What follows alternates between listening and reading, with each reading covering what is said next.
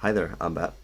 In this short video I'm going to demonstrate my method for testing gins for their state, so either being set or being in the milling. So the method I use is I tap against the gin and I feel if the gin moves the plug at all. So imagine a 700 in a very deep false set. Now, if you tap a pin, for example, a pin 3 or a pin 5 or 7, when you're in a false set, it means that you know for certain that those pins are set. So when you tap them, they are going to be completely dead stiff. They're not going to give any feedback at all, and because you're bumping against the housing with the key pin. Now, the same is not true when you're in a deep false set. You're tapping against a gin. What happens is that as you're tapping the gin will want to move upwards, up into the housing. However, it is stuck in the milling, which means that when you tap, when you lever off the housing, that is important. You have to lever off the housing, and you tap the gin, it's going to want to try to pull the housing with it up into the. It's going to try and pull the plug along with it up into the housing, but of course it will stop because the plug won't move that far. However, you can detect the movements of the plug when you're tapping the gin that is in the milling. And that is my method for testing gins.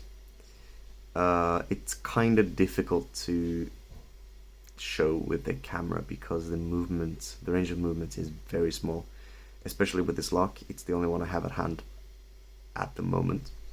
And despite its looks, it is basically brand new, and the tolerances are very, very good. So bear with me here, I'll try and demonstrate it as best I can. So you're going to need a tension wrench.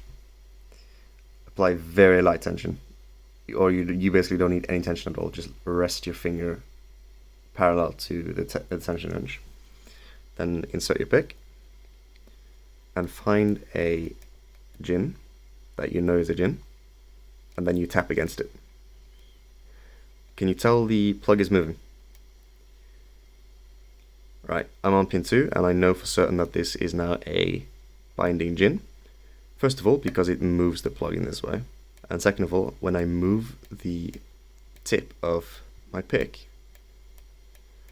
over the peak, like the tip of the key pin, I can tell it is slightly springy because it's pushed straight back down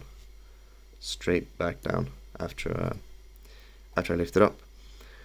So I can test the gin in two different ways and get feedback from two different sources, both audio and visual and sensory with the tension wrench. So effectively I've tested the gin for being set, for its state, in two different manners by doing this, and I can be absolutely certain that the gin is in the milling. And understanding gin states, or the state of pins, is crucial when picking a 700 because you don't want to be oversetting torpedo pins. Now let me demonstrate with a pin 3 is here, is not at all springy, and when I tap against it, even though very violently, there's no movement in the plug. Let's move on to 4, slightly springy, and there is movement on the core. It's a little bit difficult to tell, I think, but I can definitely feel it. Also,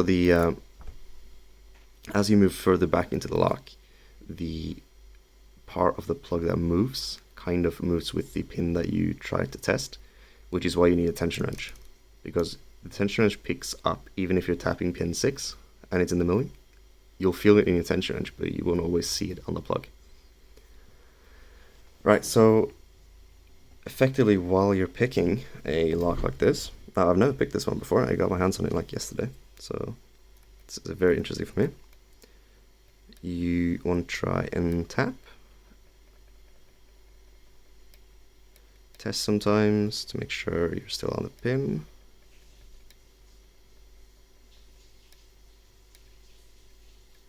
Up and over. Easy as. And then for pin 1,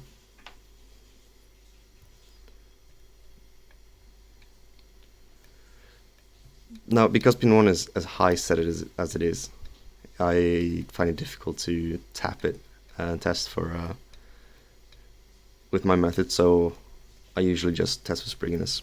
It's perfectly fine because it's so far out into the. It's really easy to get to basically, and you can test it that way. So